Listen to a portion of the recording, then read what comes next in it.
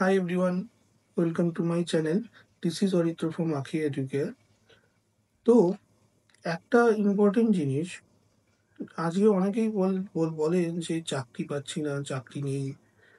তো একটা খুব ক্লিয়ার কথা, এখন কিন্তু একটা ডিগ্রি থাকা মানেই যে তুমি চাকরির জন্য এলিজিবল সেটা নয়। তোমরা নিজেরা আগে নিজেরা বুঝো যে তোমরা কি জানো যেটা দিয়ে তোমরা একটা চাকরি পেতে পারো। একটা ডিগ্রি সার্টিফিকেট দিয়ে চাকরি, সেটা আজ থেকে 20 বছর আগে হয়তো পাওয়া যেত, এখন সেটা পসিবল নয়। কারণ এখন এত কম্পিটিশন, এখন এত ইনফরমেশন, এত কিছু রয়েছে। তো সত্যি একটু নলেজটা দরকার। এটা যেমন একটা দিক গেল, আবার অনেকের কিন্তু ক্ষেত্রে আমি দেখছি যে তারা হয়তো সত্যি হার্ড ওয়ার্ক করে, কিন্তু হয়তো কিছু একটা ল্যাক করছে যেটার জন্য তারা চাকরি পাচ্ছে না বা প্রপার চাকরিটায় অ্যাপ্লাই করছে না। তো যাই হোক, তুমি কতটা জানো বা কতটা পড়াশোনা করেছো সেটা বড় কথা নয়, বা কতটা খেটেছো, চাকরি পেতে তো সবাই চায়।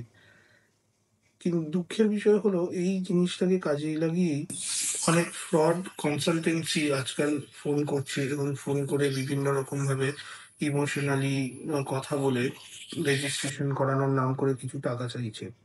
তো আজকে আমাদের ভিডিওর বিষয় হলো এই যে ফ্রড কনসালটেন্সি যারা টাকা চায় তারা কিরকম ভাবে এই ফ্রড অ্যাক্টিভিটিতে চালায়, এবং আমরা সেগুলোতে কেন পা দেব না। তো দেখতে থাকো পুরো ভিডিওটা। আজকালকার দিনে যে কোনো ফ্রড অ্যাক্টিভিটি হলো আইদার থ্রু কোনো এসএমএস বা কোনো লিঙ্ক শেয়ার করে বা ফোন কলের মাধ্যমে হয়। এটা নিয়ে তো কোনো দ্বিমত নেই, তোমরা অনেক রকম ফ্রড মেসেজ পাও বিভিন্ন জিনিসে, চাকরির ক্ষেত্রে শুধু না, বিভিন্ন ব্যাপার নিয়ে।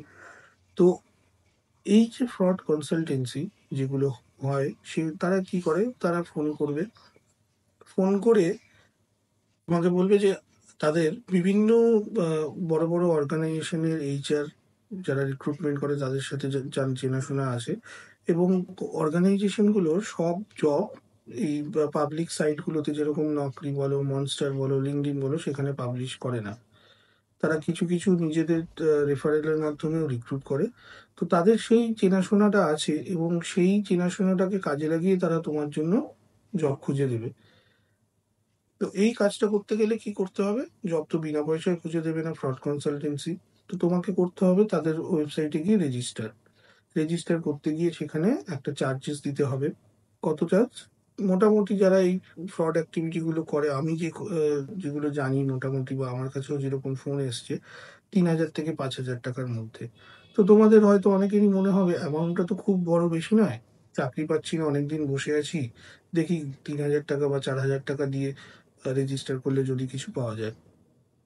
তোমরা যখন রেজিস্টার করবে কিছু পয়সা দিয়ে, তারপরে দেখবে তোমাদেরকে বিভিন্ন 4-5টা বিভিন্ন প্রোফাইল নিয়ে মেল করা হবে, এবং তোমাকে বলা হবে যে শর্ট লিস্ট করে তোমার সিভিটা শেয়ার করতে, যেটা তোমার প্রেফারেবল মনে হচ্ছে, তোমার জব প্রোফাইলের সাথে বা তোমার এডুকেশনের সাথে ম্যাচ করছে।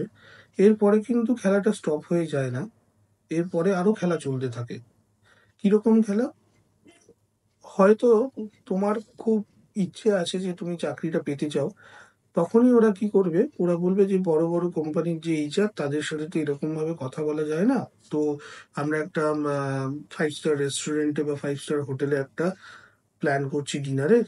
তো সেই ডিনারের ব্যাপারে তোমাকে আবার কিছু ক্লেম করা হবে। মানে একটা 5 স্টার হোটেলের ডিনার যেখানে 2-4 জন করবে, বুঝতেই পারছো, মোটামুটি 20 থেকে 25 হাজার টাকা, সেইটার একটা ব্যাপার।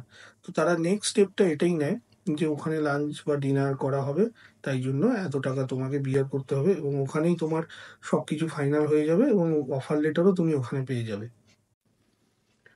তো ডিনার পার্টির পয়সা বা লাঞ্চ পার্টির পয়সা তো দেওয়া হয়ে গেল, কিন্তু সেই ডিনার পার্টিটা আমার মনে হয় না আর হবে, এবং সেই চাকরিটাও আমার মনে হয় না আর পাওয়া হবে।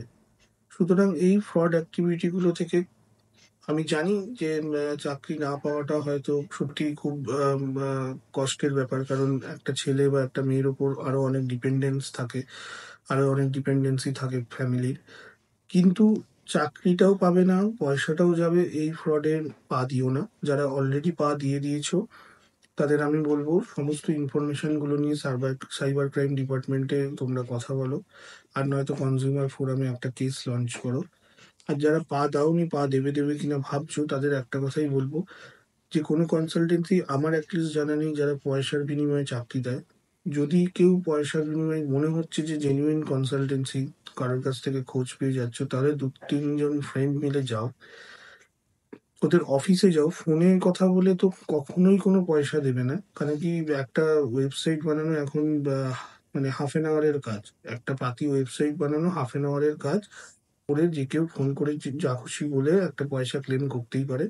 তো তোমরা 2-3 জন বন্ধু মিলে রেজিস্টার্ড অফিসে যাও, কথাবার্তা বলে সেখানকার বিভিন্ন ডকুমেন্টস চেক করো, এবং দরকার পড়লে লোকাল পুলিশ স্টেশনে গিয়ে ভেরিফাইও করে নাও যে এইরকম একটা কনসালটেন্সি এখানে রয়েছে, তারা পয়সা চাইছে চাকরি দেবে বলে। তো এদের সম্পর্কে কোনো কমপ্লেন আছে কিনা বা কিছু, এগুলো জেনে নাও। কারণ এই জানাটা কিন্তু তোমার রাইটস। তুমি চাকরি পাও বা না পাও, তোমার এবিলিটি আছে কি না আছে, কিন্তু তুমি পয়সা কেন দেবে?